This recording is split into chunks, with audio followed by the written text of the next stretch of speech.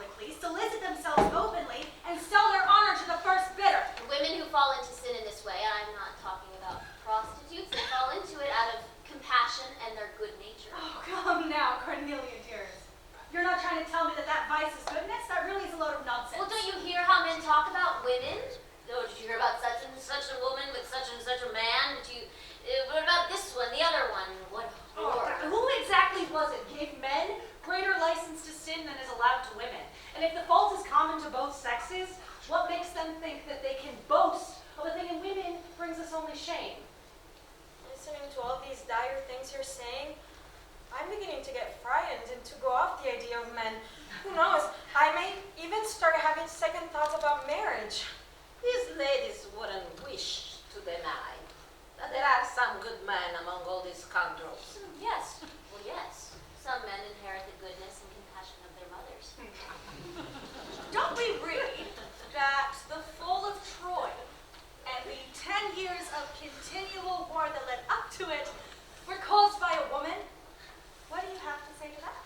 I say that even though the woman of whom you are speaking did admittedly go astray, her example serves as further evidence of the dignity of her sex. First, it was the man who went to seek her out, not she him, and also both her lover and her husband were prepared to countenance such ruin, so much death and destruction, the one in order to keep her and the other to win her back, whereas it has never happened that a woman has stolen a man, nor carried him off, or did anything of this kind for the sake of a man.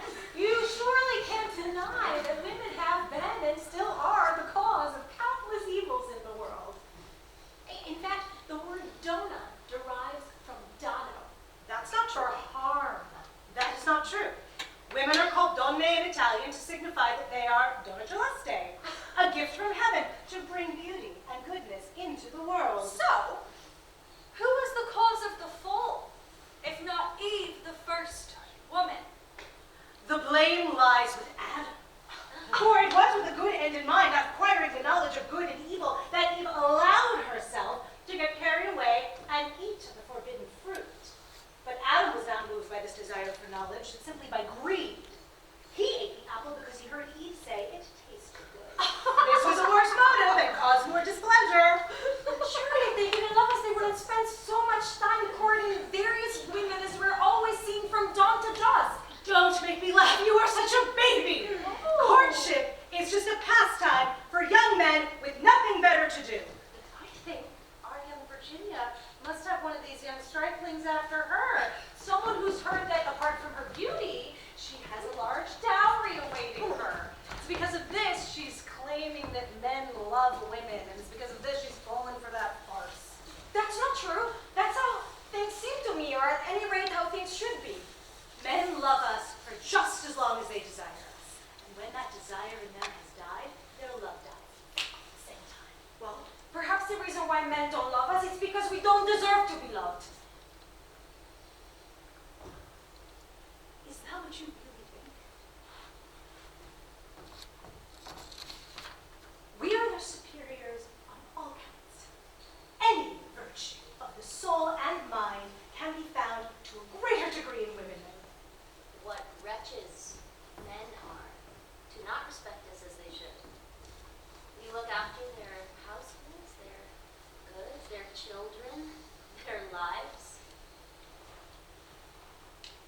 If a good reason to love one another is because of the love we show one another, what can we say of the love women have displayed towards their male relatives? Think of the story of Simone's daughter, who, when her imprisoned father was dying of starvation, she kept him alive by feeding him secretly on her visits with her own milk. And one of the story of Oedipus's daughters, what filial piety they showed in following their blind father in his misery without ever leaving him. And many fathers wouldn't have done the same for their daughters. And what of all the fathers that have killed their daughters just because they were in love? When Pontius found that his daughter had been led astray by her tutor, he killed her without a second thought. Valentino, Eustace's son did the same thing. And the devotion women show to their fathers, brothers, sons, husbands. Didn't Aragon, Orestes' sister, die of a broken heart upon hearing the news of his death? And what about Cassandra, Hector's sister? But looking at the other side, how can we begin to describe the cruelties brothers have displayed towards their sisters?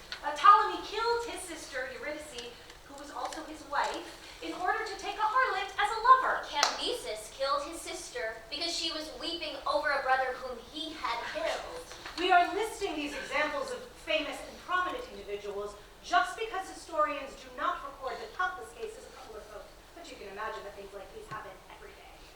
What about the love that mothers show to their sons? Rutilia was so happy to leave the comfort of her homeland to follow her son when he was banished. When Agrippina heard the oracle that her son Nero would become emperor but would kill his mother, she said, "Oh, let him kill me as long as he becomes emperor." And then he did. And Nero was not alone in this cruelty, for we also read about Antipater and Aristobulus, half-brothers who each killed their mothers. But all that we've been saying is nothing compared to the heart-wrenching love that wives feel for their husbands. And think of Evadne, who threw herself on her husband's funeral pyre. And the king of Thessalia, who, when struck with a grave infirmity, was told by an oracle that he would only survive if another died in his place. And who stepped forward to help him? His sons? No. His brothers? His friends? No. Only his dear and faithful wife. And you haven't mentioned those women in Sparta who, when their husbands were in prison, visited their men and removed their feminine clothes and dressed their men in them, remaining in the prison to be killed as punishment while they set their men out of danger. There are countless examples of our love for our husbands. It would be superfluous to list them all. Yeah, it's men who should be told them. Oh, they know them well enough. They just pretend not to. On the other side, think of all of the husbands who treated their wives badly and still do. It's such a common everyday occurrence that it's unnecessary to recite examples of it. So I'm not sure, my dear Virginia, what possible cause men could have for not loving us, for we have every claim to their love. Come now. If men are as bad as we've been insisting today, then why are we still inclined to love them? Why?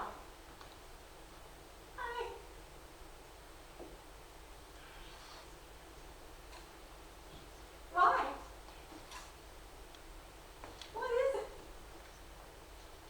that leads us to yield up our hearts to them and offer ourselves to them as willing slaves for life?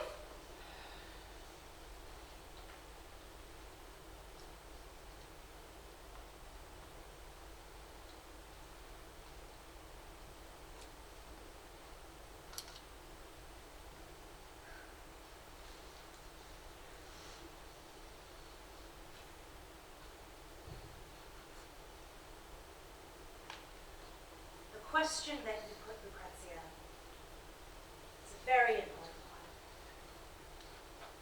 Why should it be that even though men are thoroughly bad lots, proven in so many different ways, many women,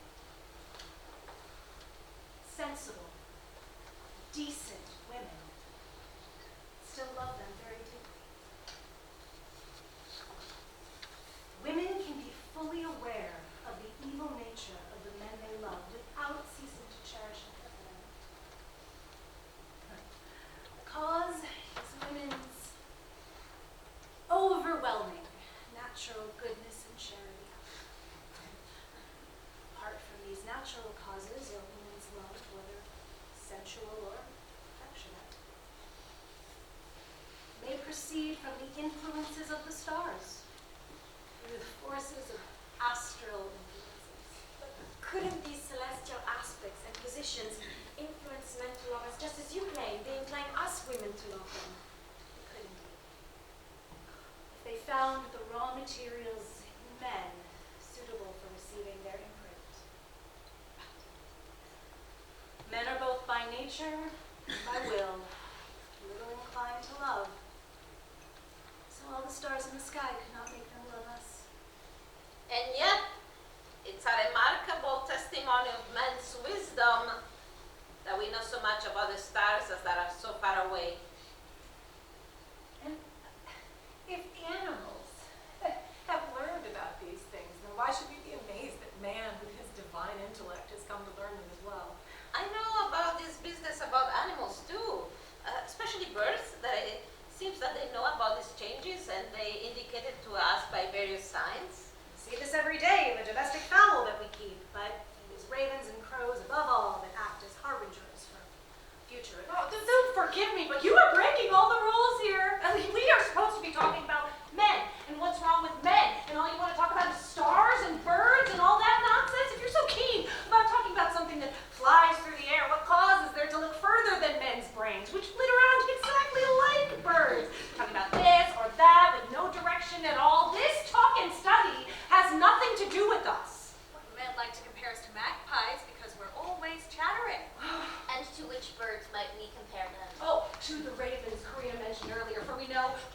them, it means ill fortune for us.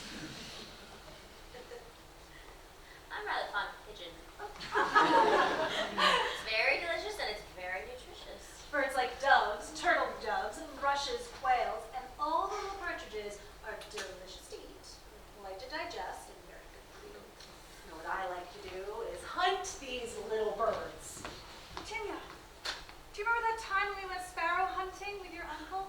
Oh, we sat there in that reed hut in the middle of the meadow, not making a sound, waiting for flocks of passing birds, which were tempted down by the decoys. And then, down they all swooped. And we leapt out and raced to see who could kill them all first. And we didn't stop until they were all either dead or captive. What fun we had. How could I forget it? But I can't wait for this autumn to go back and enjoy those country pursuits again. Though, it won't be the same without you there. You know what I would do? If I were a man, I'd ride out with a good horse and a falcon and bag some of these little partridges and quails. Oh, come on!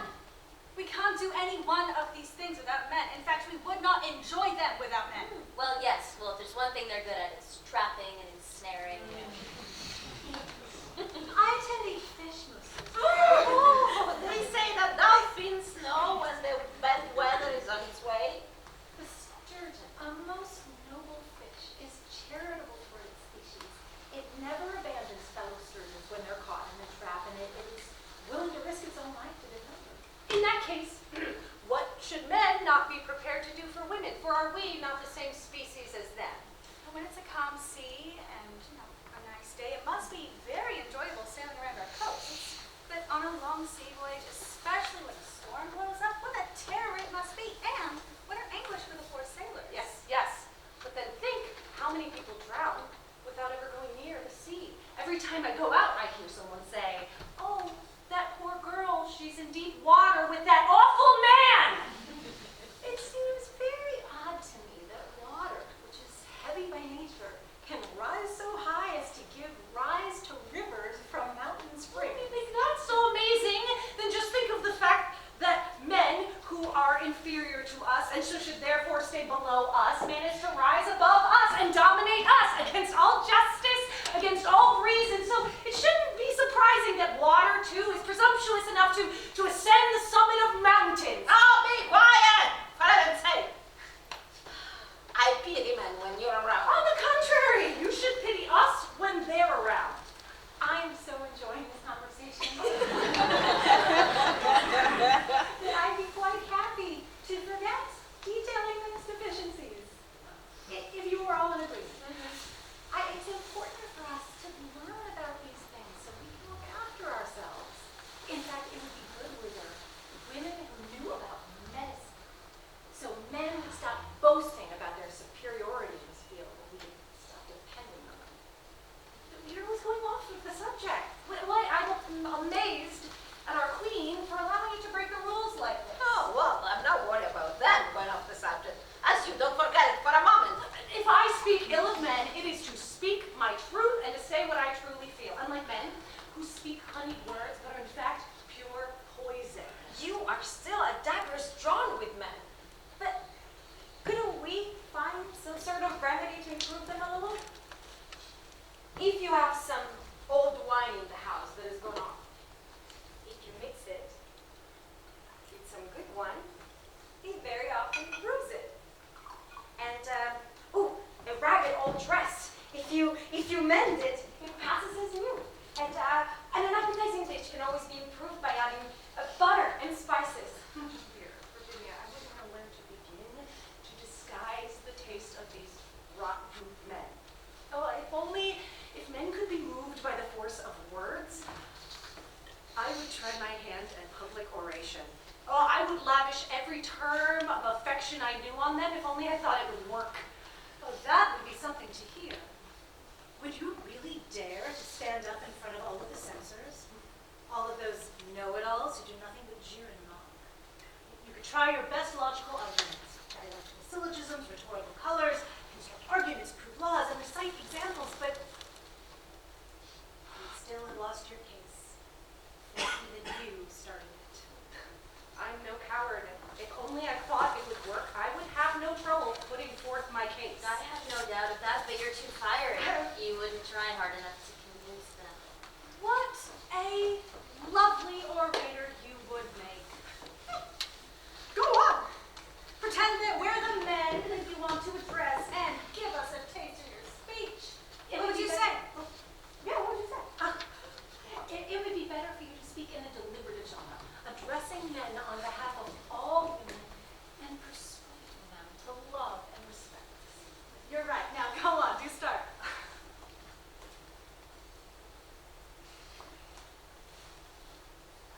haven't had a chance to study and prepare. You are trying to catch me out. Oh, don't you know what men say?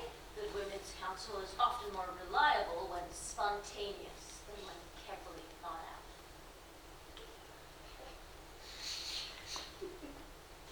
out. Okay. Then listen. I'm going to begin.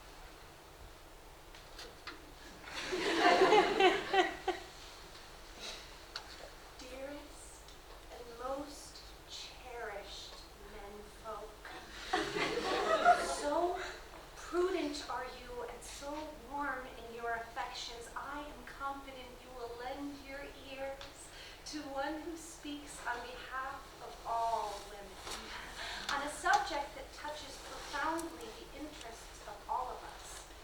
And inasmuch as the topic I bring before you is the most just, and my arguments the most unimpeachable, I have no doubt that in listening, as you surely will, not as interested parties, but as the most impartial of judges, you will finally pass sentence in our favor. The case is this, that you men have until now been so much our enemies as to have devoted yourselves to abusing and oppressing us with all the words and actions that lie in your power. And since we are completely innocent of this and have done nothing to justify this enmity on your part, we now move you to take pity on us, swayed by the force of our innocence and of our merits, of which you are fully cognizant, no matter how much you wish to dissimulate. By the force of your obligation to us, and the prayers and oblations we are about to offer you, and to treat us henceforth with the great love and respect that corresponds with the great love and respect that we bear you.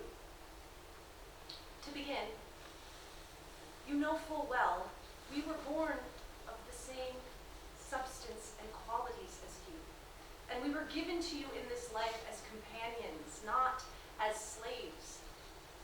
And as you are also aware, because of our unselfish and kind nature, and because of the love we bear you, We serve you and follow you and are respectful, obedient, patient, and utterly faithful and devoted to you, accompanying you throughout life and even to the tomb.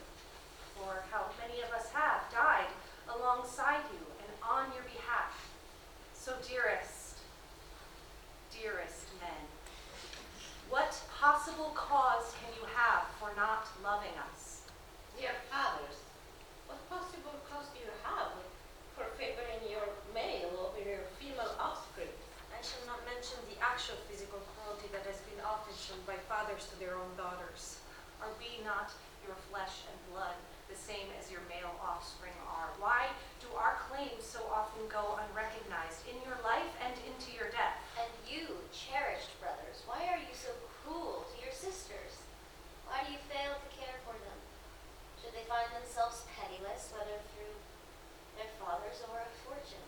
Why, pray, when you happily pay for and nourish brute animals in your households, dogs and cats, birds, why then are you so unwilling to do the same for us, when we were born of the same womb as you and of the same flesh and blood? Dear sons, why do you show such little respect for your mothers, who have suffered so much for you? You came out from our wombs and drank our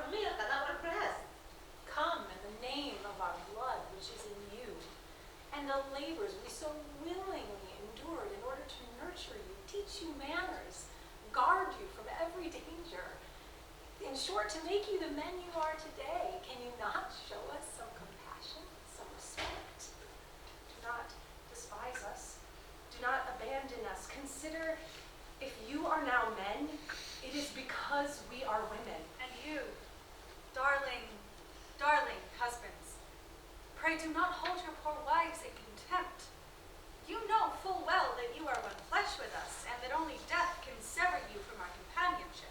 Why then do you abandon us? Why do you so often strip us of all our worldly goods? Why do you fail to cherish us as it is your duty to do? Alas, is not all our devoted service, all the deference we show you, all the love we bear you, is all this not enough to bend you to become one spirit and one flesh with us as you should be by right?